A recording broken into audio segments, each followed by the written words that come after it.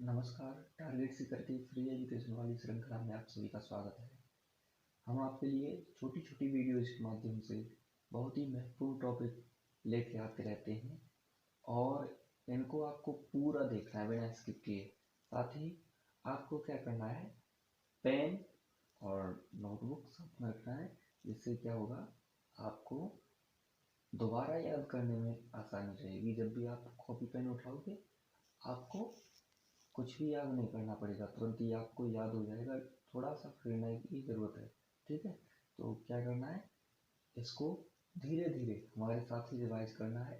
वैसे ज़्यादातर आपको ये याद रहते हैं, लेकिन फिर भी याद करना है तो फेरना तो पड़ेगा, ठीक है।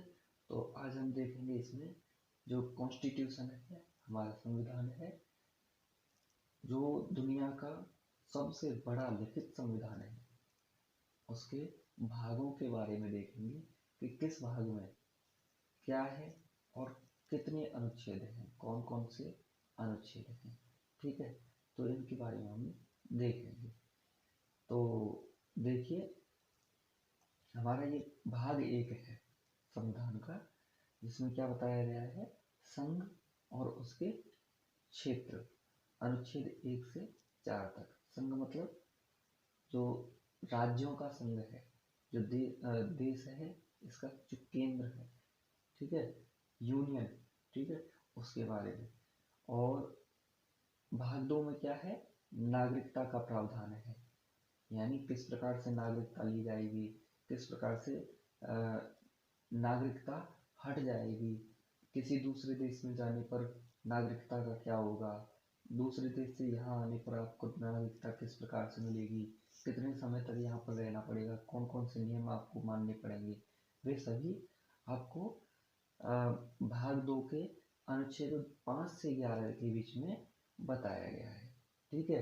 और भाग 1 में क्या था, संघ और उसके क्षेत्र, यानी नए राज्य किस प्रकार से बनेंगे, भारत नाम किस प्रकार से होगा, भारत को राज्यों का संघ बताया गया है, ठीक है, राज्यों का यानी यूनियन ऑफ स्टेट बताया गया है, भारत को इंडिया नाम से भी पुकारा गया है, ठीक है। और अन्य राज्य किस प्रकार से इसमें जुड़ेंगे, अन्य राज्यों की सीमा किस प्रकार से साझा होगी, ठीक है, सीमाओं के परिवर्तन किस प्रकार से होंगे, ये सभी भाग 1 में है, ठीक है। अब भाग 3 में देखिए, मूलभूत अधिकार, यानी जो मौलिक अधिकार हैं, वो अनुच्छेद 12 से 35 यानी भाग 3 में है, ठीक है। व्यक्ति के क्या मौलिक अधिकार होंगे, उसे जीवन जीने का अधिकार होगा, जीवन के साथ में क्या क्या मौलिक अधिकार होंगे, यानी जो उसके जन्म के साथ ही उसे प्राप्त होने चाहिए, ऐसे मौलिक अधिकार किस भाग में होंगे, 3 में, यानी 12 से 35 अनुच्छेद तक, ठीक है। भाग 4 में क्या होगा, राज्य के नीति निर्देशक तत्व, यानी डीपीएसपी, ठीक है। तो ये 36 से 51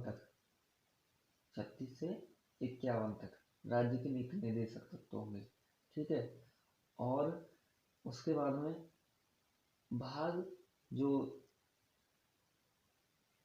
4A है, ठीक है, भाग 4A में जो मौलिक कर्तव्य है उनको बताया गया है, ठीक है, अनुच्छेद 51A में, ठीक है। ये बाद में जोड़ा गया है कॉन्स्टिट्यूशनल अमेंडमेंट एक्ट के बाद में, यानी ये पहले नहीं थे, ठीक है। फिर उसके बाद में भाग 5 में संघ और अनुच्छेद 52 से 151 तक। संघ मतलब जो भारत की सरकारें चलेंगी उसके बारे में बताया गया है कि राष्ट्रपति कौन होगा, किस प्रकार से शपथ ग्रहण होगी, किस प्रकार से उसका निर्वाचन होगा, कौन योग्य होगा, उपराष्ट्रपति कौन होगा, उसकी योग्यता क्या होगी, उसके निर्वाचन और शपथ ग्रहण आदि के बारे में, उनके महाभियोग के बारे में आदि के बारे में, और प्रधानमंत्री है, संसद है, उसके बारे में तो भाग 5 में बताया गया है, ठीक है। अब आइए देखते हैं भाग 6 में राज्य के बारे में, ठीक है। तो राज्य में जो है क्या होता है, मुख्यमंत्री, राज्यपाल आदि के बारे में, ठीक है, भाग 6 में। और भाग 7 में संविधान का 7वां संविधान संशोधन इसी में भाग 7 में है। और अधिनियम कौन सा है? 1956 के द्वारा इसको निरसित कर दिया गया है। ठीक है, इसको हटा दिया गया।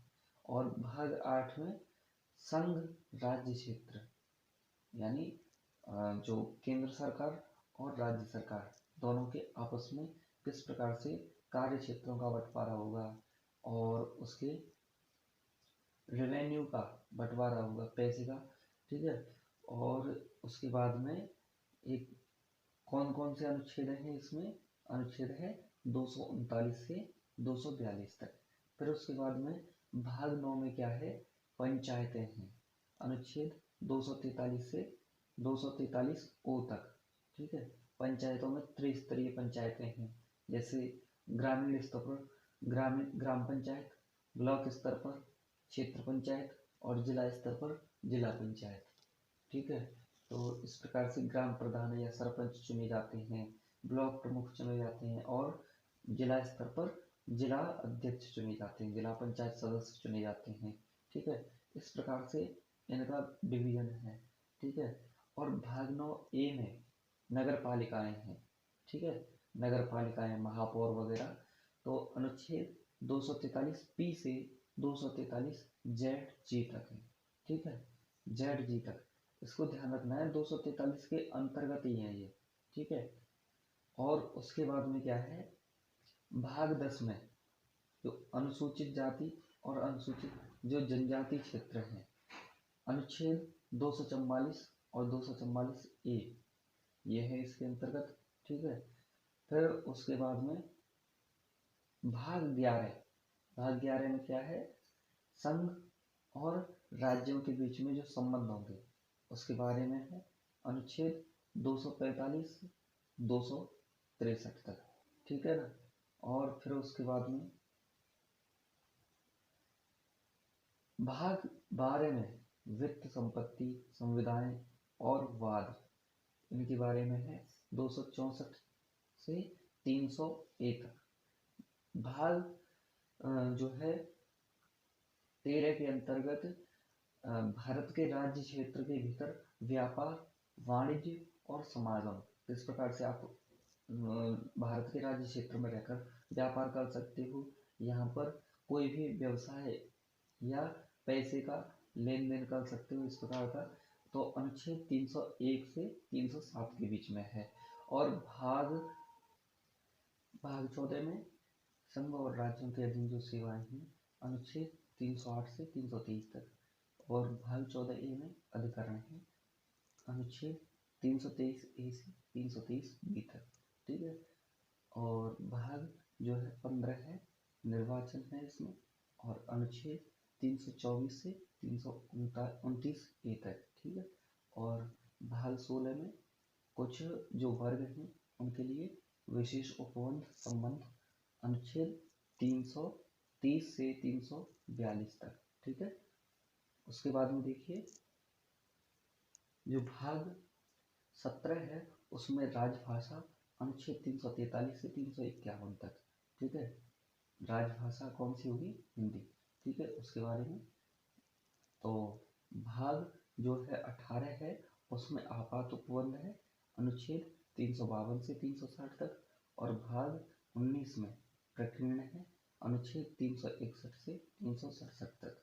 भाग 20 में संविधान के संशोधन, अनुच्छेद, ये इसमें लिखना भूल गए।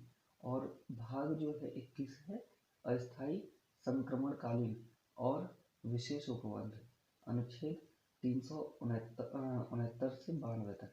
और भाग 22 में संक्षिप्त नाम और प्रारंभ, हिंदी में जो प्राधिकृत पाठ और निर्देशन, अनुच्छेद 393 से 395 तक है। ये भाग 20 है, जो संविधान संशोधन अनुच्छेद, इसमें 368 होगा। ठीक है, इसका इसमें लिख लीजिए। ठीक है, क्या होगा? 368। ठीक है, 368 अनुच्छेद। ठीक है, और यह है भाग जो 22 है, उसका हमने अभी बता दिया।